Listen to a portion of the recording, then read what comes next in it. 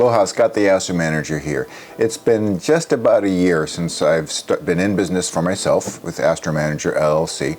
Thought this would be a good time just to maybe reflect a little bit on how that first year's gone and what I've learned along the way, and maybe there are some topics here that you find interesting, maybe you could use, or if there's anything you'd like to hear more about, by all means leave some thoughts in the comments, and I can make some more videos if this would be helpful for you. So March of 2022, I left my job where I had been for 15 years working in a major observatory here in Hawaii, and I decided to start my own business. And my idea was I would want to do some independent consulting work for astronomy and observatories and different organizations, both here in Hawaii, but also elsewhere. There's no reason why I couldn't work elsewhere, especially with the whole remote working thing these days.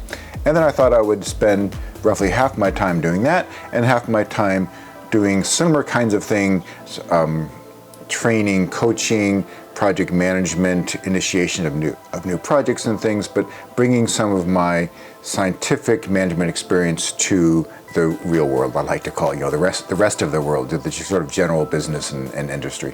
And I wanted to my thought was I need to do sort of 50-50 of each. My main thought behind that was, I was really interested in doing that. When I did my MBA, what I went in there for was to learn, okay, what does this business world, professional business and management world, what do they have to offer scientists? Because I've been in science for all my career and in management positions for the majority of it. And I learned management by myself, reading books, experience, etc. So I wanted to know what people who did this professionally, right, and what they thought of it. So I wanted to bring sort of the business world to science and to astronomy. What I really learned, one of the things I learned in that program though, was that there's a lot that science, the way we approach things, data-driven, objective, and the sort of analytical approach, there's a lot that science can bring to the real world, right, the business world as well. And so I really thought it would be really fun to sort of do a little bit of both. Bring the business side to astronomy, as I have been doing, but now offer that wider services, and also bring some science to the approach to the rest of the world, the business world. And then my sort of third course of action was to develop some passive income opportunities. Basically, I wanted to reach a broader audience by putting content out there that people could get on their own. So I had lots of different training classes that I developed, give in person. I wanted to continue that, but I also wanted to make that accessible in a kind of on-demand way. There are 3 books that I outlined, or at least dreamed of. I conceptualized how I might write these books. So that's kind of the third area that I wanted to work on. The reality was the astronomy work came right away, and it came quite sufficiently. So I currently have and had pretty quickly enough astronomy work to do. That was interesting, and I did not need to supplement my income with additional work. So when I was first starting, I wanted to say yes to everything that I possibly could, because I didn't know how this was going to go. I didn't know what it was going to work out. So I said yes, and so astronomy really took over what I wanted to do. I did a couple small sort of one-off kind of things for the rest of the world, but it was largely astronomy work, and still remains so. I wanted to experiment a little bit with some of this third tier, the sort of content of a broader audience. So if you watch this channel regularly, if you're one of my 44 followers, then you've seen that I have this email class. So that was my first attempt, just to see how I might do this. And that's obviously not got a great following, but it was good practice for me to see how that would be done and how I might improve upon that in the future. I started writing one of the books, but I found that I have not yet made the time to really get that done. And so I'll talk about that a little bit later. So, I'm glad I had this plan. I wrote down a full business plan and talked about these 3 different areas. I talked about what I would do if one of those 3 didn't work, or if one of those 3 went really well, and so that there's lots going on. What would I do? What would I sacrifice or go with the other 3? So I'm glad I wrote that out, because it gave me confidence, gave those around me confidence. I have not really gone back to analyze that and to see, okay, where am I? So that now that I've got 1 year behind me, I kind of want to do that now. I want to go back and take a look and just do analysis, am I doing the kinds of things that I want to do? Are there other kind of life goals that I want to make sure I'm accomplishing? And so I'll do that. I think the area that I would like to make a higher priority is this content. Things like this, is putting things out there that people can use on demand, reach a broader audience. So books, maybe some training courses like the email, maybe on YouTube, maybe a different platform, but that's one thing I would like to do more of. I find the drive for that is a little bit less because part of the motivation for that was twofold. One, I wanted to reach a larger audience and to have people benefit from the experience that I had and the pain that it caused me. That pain that I suffered in learning that life lesson remains the same, but distributed over the gain from that, right? If there's more gain, then that pain per gain is less, and so it feels like I'm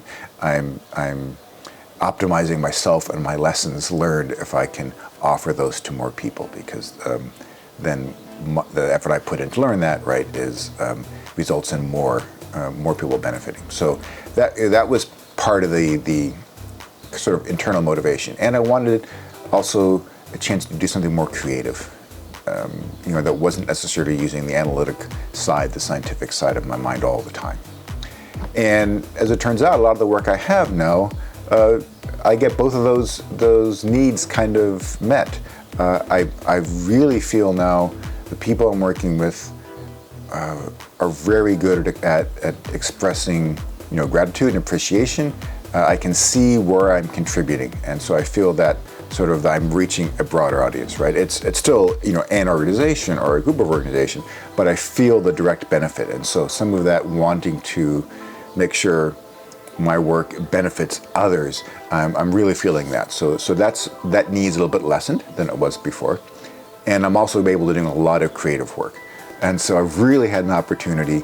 I think I've produced some of my best work because of that, because I've had a very supportive audience, and they're allowing me to use my experience and to be creative and deliver something, and I feel that they're valuing that work, and so a lot of that motivation for this third class of things has gone down. So some of that remains, and I still would like to do this for the reasons I mentioned. So that's probably one thing I will go back and do. Accountants.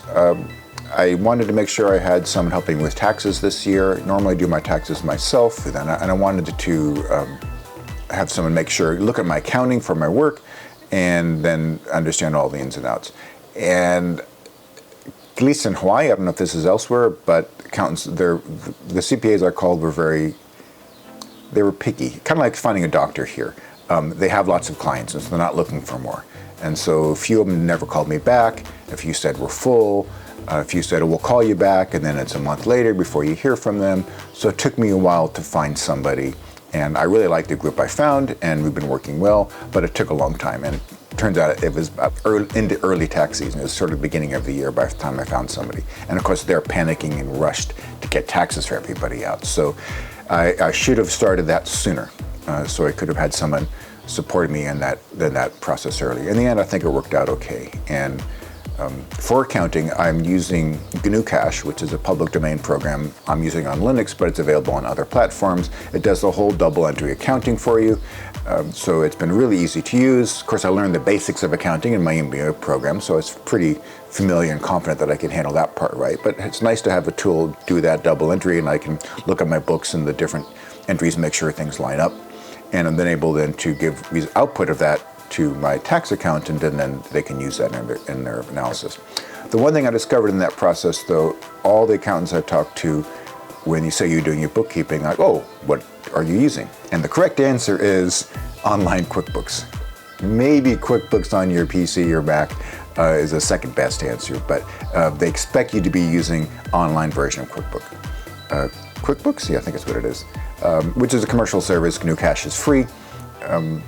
I've not tried QuickBooks, but if you want more interaction on your accounting, then yeah, do QuickBooks online, and that way your CPA will be able to help you with that. Let's see, insurance. I found one of my clients wanted me to have professional liability and general liability insurance, and that took some time to procure. My personal insurance agent had business insurance in their list of things that they do, and I called and say, no, we don't do that.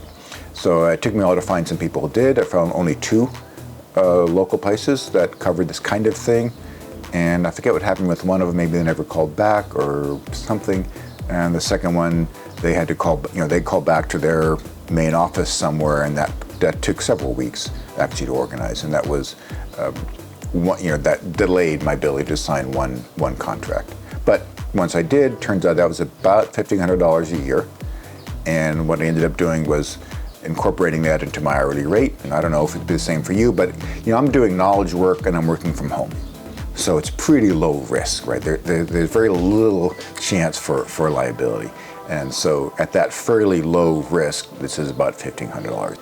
I went to a professional conference mid-year, and this was one that I used to go to regularly when I was a paid employee, and of course that was a paid trip.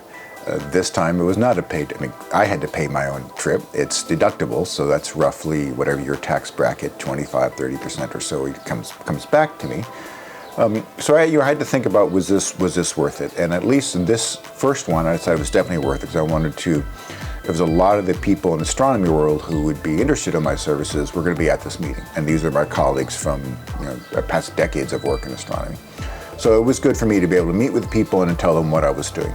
A lot of people everybody was actually quite enthusiastic. I passed away a lot of business cards. Some people said, "Oh yeah, we might have some work for you." One contract, I got one organization gave me two different bodies of work. They were like kind of a month, 2 months each, two little tasks. I think that's a direct result of this conference. I think that's it to come directly out of it. So, was that worth in the end? I think I've planted seeds, and this conference is every 2 years, so I'll probably continue going. So I suspect that we'll probably generate 1 or 2 more contracts, and I think that's worth it, just to continue to get my name out there and be seen in this new light. There's also a chance for me to meet with the people I'm working with now, because again, I'm sitting in my office most of the time. So a lot of their staff were at these meetings, and a good chance for me to interact with them. And so that was, even though I'm paying my own trip, that was useful. So I think that was useful in figuring out, for me, that was a good way to market myself without doing much. I also learned in that process, I was spending way too much time trying to optimize my airfare and my hotel. I'm trying this way, and then I look at Airbnb, and I realized this is time I'm not earning income, right? I'm not being paid for this. And am I saving the amount of money that I could otherwise be earning during this time? So I realized I was not, right? It was not worth it to me to optimize at that, couple $100 level, or even more than that if it was going to take, several hours to do so, if I would otherwise be working. So that was kind of the first sort of realization of the time value, right? The value of time, and choosing that carefully. Now, sometimes, of course, you wouldn't otherwise be working, right? I'd be doing something else. So then, of course, it's just how you use your off time, and then there's a direct savings from that. But that's it's good to keep in mind. I wanted to be really careful when I started. I didn't want to become obsessed with every minute I'm not working, I could be earning money, because then you never are off. So I set my rates, and my expectations.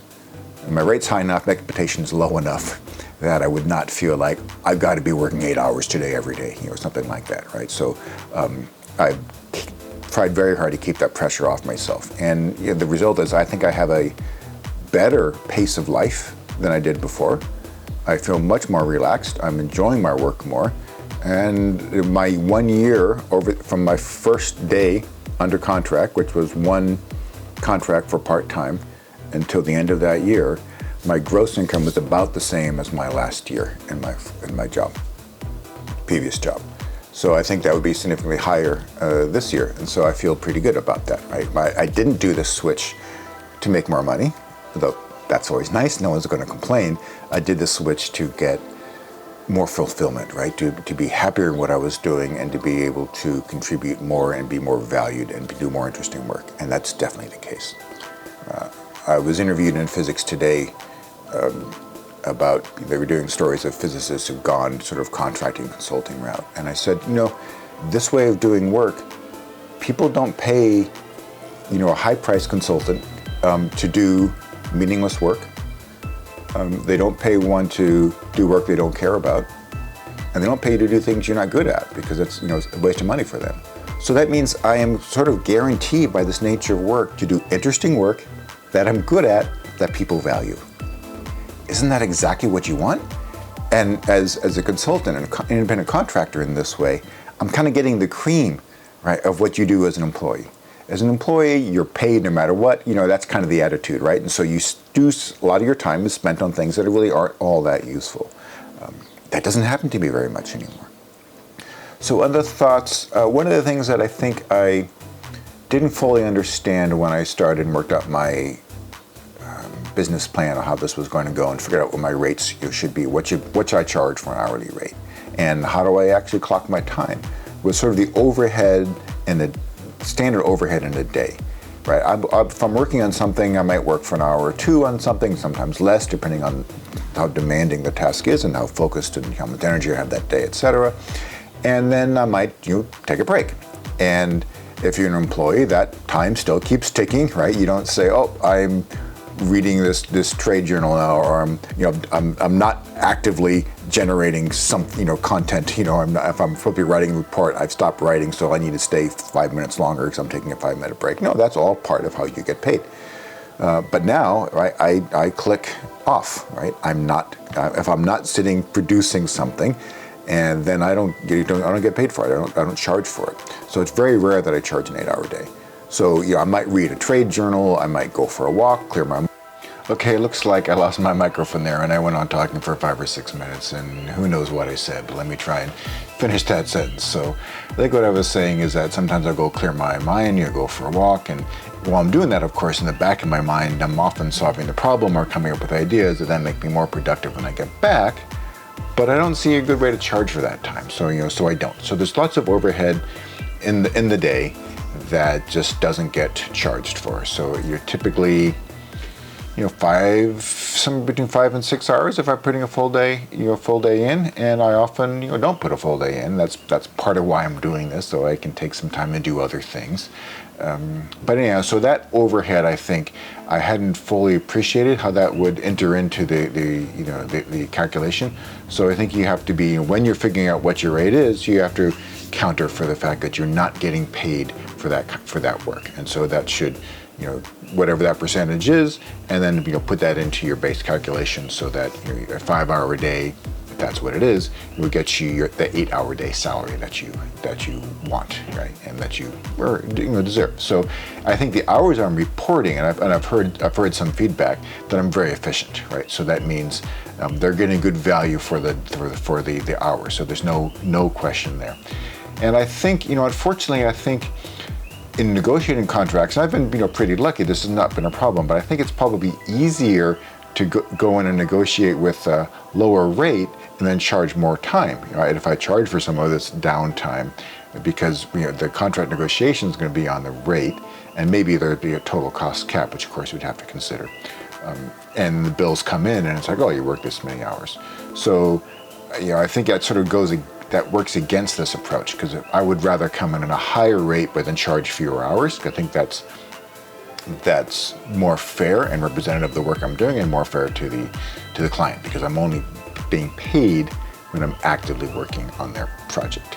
Again, so far that hasn't been a problem, but I can see how there's the incentive kind of works the other way, right? And so I'm not doing that. I am billing it into my rate, although I wasn't fully aware of this when I first built my rate for my first contract. So now I'm sort of re-looking at things. I did put some overhead into my contracts, into my rate, and that was mostly considering how much time I might spend doing the contract negotiation and bookkeeping and things like that. And that turned out to be less than I expected. So it worked out, right? Some of that overhead I put in for those things is now paying for the overhead that is the daily overhead. So that's, if I were doing shorter term contracts, then I think I would have more time for that, but I've been fortunate enough that I've had longer term contracts in most cases. I had a couple short ones, and those were actually fairly easy to work through, and the reporting demands were fairly light because it was a fairly small self-contained effort, so it was obvious what I was producing. I didn't have to write sort of weekly, monthly kind of reports, on that. So that's just one thing I would do differently, and we would advise is to think about the daily overhead, your weekly, monthly overhead, and make sure you build that into the equation properly. That's really all I want to say about that. And unless you have some ideas. So if we know what the standard is, or if you have something different, please, let me know in the comments. I'd really like to hear from you on what your thoughts are on how to handle this. It wasn't obvious to me. I feel good about this approach I'm taking, being very conservative with the time I'm charging, and I just need to look at my rates and go back and make sure that that's incorporating that. But so far it's been okay, largely because I overestimated the overhead I was including, and then underestimated, of course, the overhead that I forgot to include. So it's more or less okay, but I'll take a look at the next round of contract renewals and see what's fair. So I use Toggl, Toggl, for my time tracking. There's a paid version and a free version. I use the free version, it's just a web app, and I can select type the particular task I'm doing and then the client, and then I can have projects within the client. So I usually give the clients the second level tasks, the grouping I've assigned me to the project I'm working on, and then I keep the details myself. And if sometimes I want to look back and describe a little bit more, this area was been doing these 5 things, I can explain it. Or if they ask, I can have that information. So that's what I use. It has an ability, the paid version, I think, to assign hourly rates per project and per client. So you can actually do, I think, some of your invoicing with that. What I do is I export the output of Toggl as a CSV, and I load it into my own spreadsheet where I then add my rates and produce the different tables, which I then cut and paste in my invoices for each client. So that works too. I think it's fairly inexpensive, so I could try that as well, but my solution kind of works. And otherwise, this has really been a great move. I am much happier. I feel like the work I'm doing is more valuable. I feel like I'm using more of my expertise, I'm able to contribute in various different things. One day I wrote a style guide, right? A writing style guide for one of my clients. I'm an astronomer, right? So I get to access that part of my life, which I was feeling, ironically, that particular thing, my attention to sort of, let's make sure this is grammatically correct and reads well, instead of sort of the dry, dull science writing. I felt that was really underappreciated, and I got to the point where I just stopped doing it, and it really bugged me as my previous work. And here it's actually valued, right? So I get to do that. I get to deal with really technical issues and solve technical problems, and just support in a variety of different ways. So I get to do a lot of different things, that I just enjoy doing. I love having that variety and being a tribute in different things, and that's hard to get in a normal workplace. So this has been a great move for me, and I think I could have done this a little bit earlier, and I could not have done it a lot earlier, because part of what's made this so really easy for me is the network of people I already have that know me or familiar with my work, and people came to me for this astronomy work. So now the choice I have to make coming soon is, do I want to continue with this full-time sort of astronomy work, or do I want to leave some time out purposely so I can develop this other side of my business where I'm bringing science to the rest of the world, or where I'm producing more content that people can benefit from in sort of a different field, not just the technical astronomy management and leadership and observatories and organization that I've been doing, right? So we'll see how that goes. I'm going to take some time pretty soon, take a look at that, and if there's anything in this, I hope this was useful. And if there's anything here that you'd like to know more about, please feel free to leave some comments down, and I can be happy to discuss in more detail in a future video any more details, or we can have some offline discussion, because if it's taking me time to learn and you can get it without taking as much time, then there's extra value to my effort. And so I really appreciate that opportunity to share things like this. So I really hope you found this useful, and I hope you see me next time. Bye-bye.